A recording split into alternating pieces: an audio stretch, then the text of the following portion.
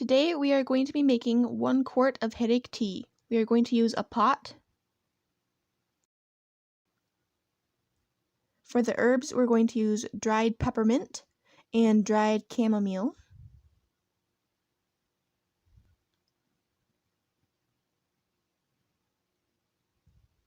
And the sweetener I like to use is stevia, liquid stevia.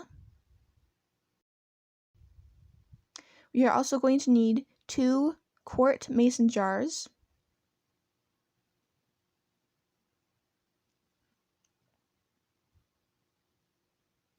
And for straining the tea, we're going to need a funnel.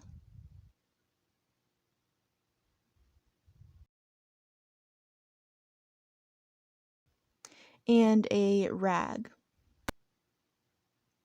We're also going to be needing a timer. In this video, I'm going to be showing you how I make 1 quart of headache tea.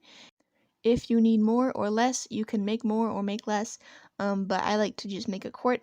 This tea is very good for curing headaches. It works very well, and this happens to be my favorite type of tea, so I like to make some just to drink because it tastes really good to me. So to make any tea, you need to first boil some water.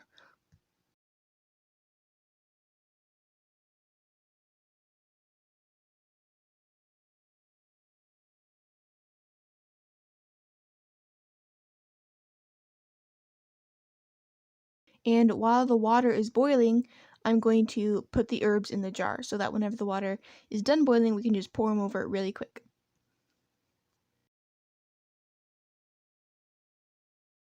If you are using dried herbs like I am, you're going to need 1 tablespoon of dried herbs for each cup of water. So if I'm doing a quart of tea, that means I'll need 4 tablespoons of herbs.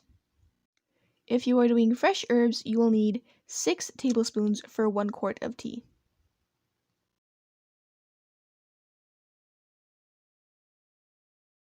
Once your water has come to a boil, you're going to pour the hot water over the dried herbs in the jar.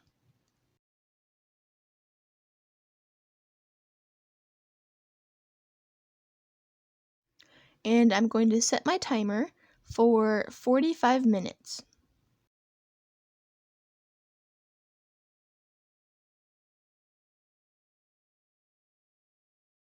So this process, letting herbs sit in hot water, is called steeping. The hot water will draw the flavor and the medicinal properties of the herbs out into the water, so when you strain the herbs out, then the water will retain all the good properties and flavor of the herbs.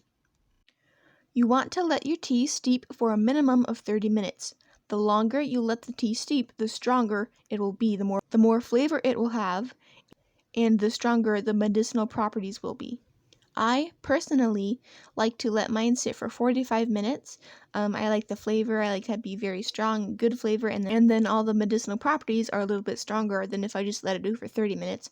So depending on how strong you want your tea to taste and how strong you want your tea to be effective medicinally, then let it sit longer or shorter. Once your tea has finished steeping, we are going to strain it. My preferred method of straining is taking a funnel and putting a cloth on top and then pouring the tea with the leaves in it through the cloth and the funnel.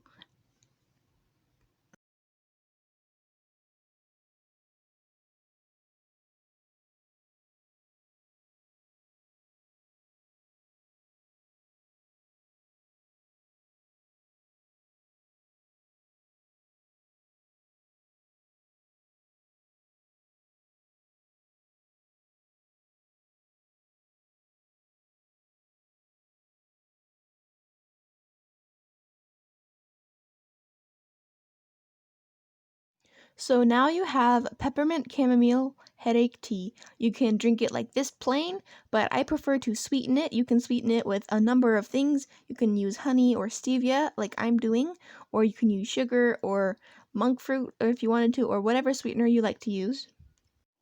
I like sweetening my teas with liquid stevia, and I've found that I personally like a whole dropper full for a quart. You just sweeten to taste, but that's what I found I like it. Now, as I mentioned before, this headache tea is my favorite type of tea, and I'll make it all the time just to drink as a delicious, yummy beverage. And while I do enjoy it plain, sometimes I like to add a few extra little things to make it taste even better. You don't have to do this, it doesn't help with medicinal properties at all, it just tastes good. So I like to add some milk to it. I'm using coconut milk because that's what we have, and I think it tastes really good. And then I like to add a little dash of cinnamon. One thing you need to know about tea is that it spoils fairly quickly. If you leave it at room temperature, you're going to need to drink it that first day. But you can store it in the fridge for a few days before it goes bad.